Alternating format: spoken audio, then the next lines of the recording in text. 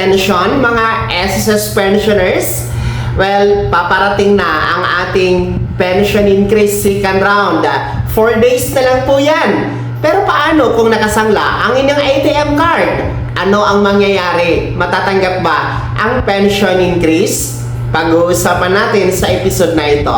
Hello mga ka-vlogs! Welcome dito sa aking YouTube channel. At welcome din po sa ating Facebook page. Saan man kayo nanonood, kumusta mga ka-vlogs? Well, eto, alam nyo ba mga pensyonado ng SSS na 4 na araw na lang magaganap na ang second round pension increase. Mauuna po ang ating mga first batch, no? Yung mga merong date of contingency o araw ng kapanganakan, pagkamatay, pagkasakit o pagkabalda mula first day of the month. So mauna kayo, 4 na araw na lang.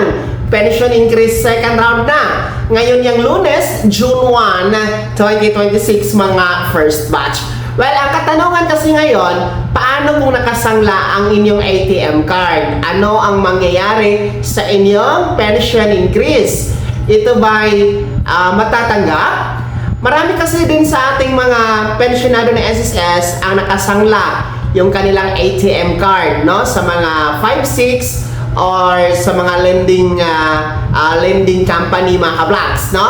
Lalong-lalo pa yung mga hindi pa inilunsad ang expanded SSS loan program na pinahihintulutan na ang mga survivor pensioners na mag-avail ng pension loan, no? Kasi last year lang ito inilunsad mga ka-vlog. So marami talaga sa mga pensionado, especially sa mga survivor pensioners, ang nakasangla ang ATM card sa mga lending or 5-6. Alam nyo kasi kapag nakasangla yung ATM card ng isang SSS pensioners sa lending, no, or 5-6, hindi yan basta-basta nakukuha mga ka-vlogs, no? Alam na alam ko yan kasi dati nung nagtatrabaho pa ako, isa po akong loan officer sa isang kilala na lending company na ang ino-offer namin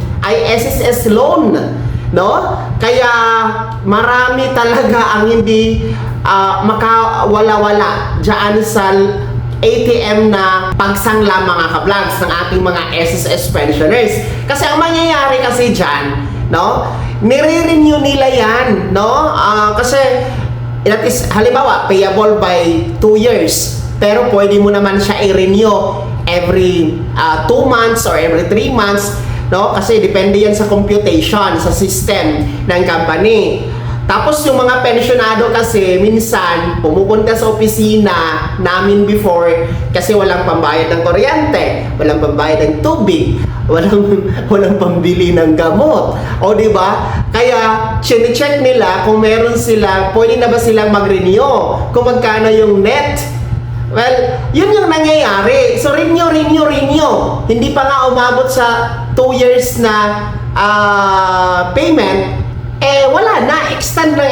So, ang nangyayari po, talagang nasa stock yung ating mga pensionado, yung kanilang ATM card, hindi makawala-wala sa mga lending or 5-6. So, yun yung nagaganap, no? Alam na alam ko yan, kasi nga, matagal ako sa lending company before mga ka-vlogs. So, paano ngayon, no? Dahil paparating na nga ang pension increase.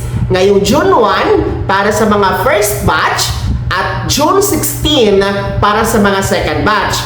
Ano ang mangyayari sa pension increase sa mga pensionadong nakasangla ang ATM card sa mga lending company or mga 5-6? Well, ang mangyayari dyan mga ka-vlogs, yung pension increase ninyo, automatic po yan, mapupunta sa chains ninyo. Kasi may tinatawag yan sa mga lending company na sukle or chains. Kasi bawal kasi kukunin lahat, no? Bawal kukunin lahat yung pensyon ng pensionado para sa kanyang utang, no? Bawal yan. Meron talaga yang ititira. Ang tawag sa mga lending nga dyan is chains or sukle, na yun po yung kukunin nyo every month. Kaso lang, madalas, maliliit lang kasi, no? Maliliit lang yung sukli na yan. Kaya nga, ang ginagawa ng mga pensyonado namin before na mga kliyente, hindi monthly kumukuha ng sukli,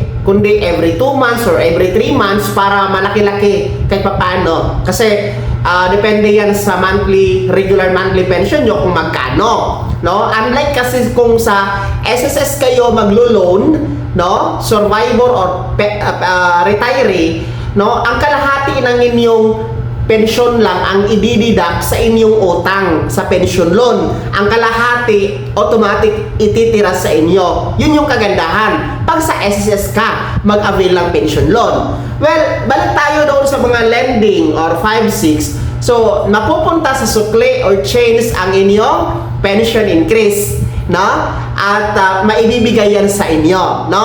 Kailangan makuha nyo yan kasi nga yung existing contract nyo naman sa inyong pag-avail ng pension loan sa mga lending or 5-6 ay base po yan sa yung monthly regular pension nyo nung hindi pa pinatupad itong second round pension increase. So halimbawa, no, kung ang inyong pension ay 2,200 o 2,420, yung pinakamababa.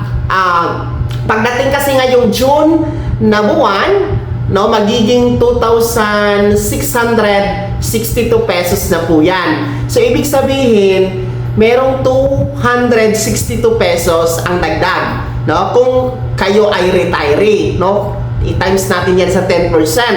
Maging 2,662 ang 2,420. So, merong dagdag na 262 pesos. So, dapat yun ay mapunta sa sukli or change mga vlogs at dapat makuha nyo po yun, ha? Mga pensionado ni SSS. So, huwag kayong mag-alala kahit nakasangla yung ATM card sa mga lending or 5-6, meron pa rin po ang pension increase, makukuha nyo yan.